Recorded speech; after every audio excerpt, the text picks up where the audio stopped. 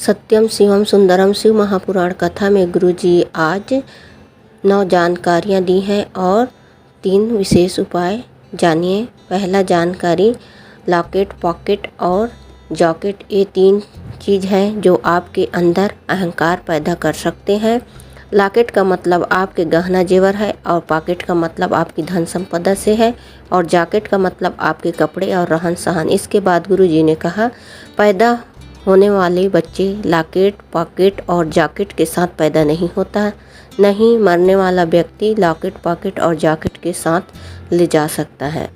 दूसरा जानकारी, गुरुजी ने कहा है आपको एक के भरोसे हो जाना है। अगर आप सब कुछ अपना एक के भरोसे कर देते हैं तो वे एक आपकी जीवन की नाव को पार जरूर लगाता है। तीसरी जानकारी, पिता का कार्य है बच्चों को शिक्षा देना, कपड़े अच्छा पहनाना और उसके भोजन की व्यवस्था करना, पर माता का कार्य होता है बच्चों को अच्छे संस्कार देना।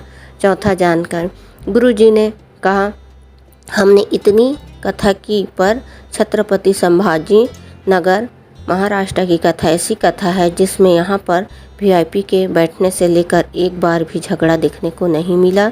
नहीं तो कथा में ऐसा होता है कि हम आपके आगे बैठेंगे, हम स्टेज के सामने बैठेंगे, स्टेज के पास बैठेंगे, ऐसे करके झगड़ा होते हैं।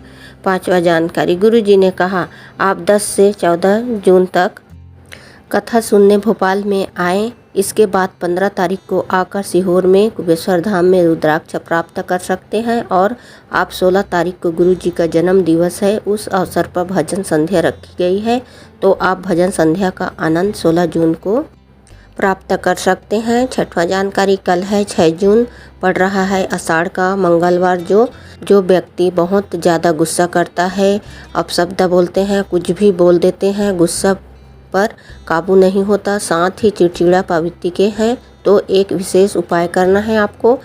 उनके हाथ से शिवलिंग पर एक कलश जल चढ़ाना है, पर इस जल कलश के अंदर आपको एक साबुत मूंग का दाना डाल देना है और जल चढ़ाते समय आपको अवधूतेश्वर महादेव का नाम स्मरण करना है, श्री शिवाय नमस्तुभ्यम मंत्र का स्मरण करना है और जल पूरा शंकर भगवान के शिवलिंग पर आपको अर्पित कर देना है और उस जल का आचमन भी आपको अवधूतेश्वर महादेव के नाम से करना है।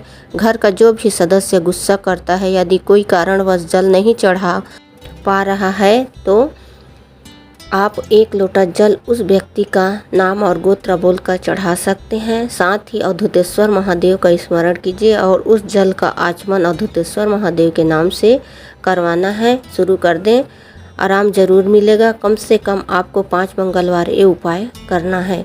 7वां जानकारी उपाय, विवाह में देरी हो रही है या नया कार्य शुरू करना चाहते हैं उसमें आपको देरी हो रही है, या व्यापार ठीक से नहीं चल रहा है, या आपको नया व्यापार शुरू करना चाहते हैं, नौकरी में देरी हो रही है, आप बहुत समय से नौकरी के लिए प्रयास कर रहे हैं, आपको नौकरी नहीं मिल रही है, तो आपको इस मंगलवार को उपाय करना है। एक धतूरा लेना है, धतूरे को आपको फोड़ लेना है, उसके अंदर का बीज आपको निकाल लेना है। जो धतूरे का अंदर का जो बीज है वो लेकर शिव मंदिर जाना है। साथ ही 1 लोटा जल लेकर आपको शिव मंदिर पहुंच जाना है। वो धतूरे का फल आपको शंकर भगवान के शिवलिंग पर आपको अर्पित कर देना है।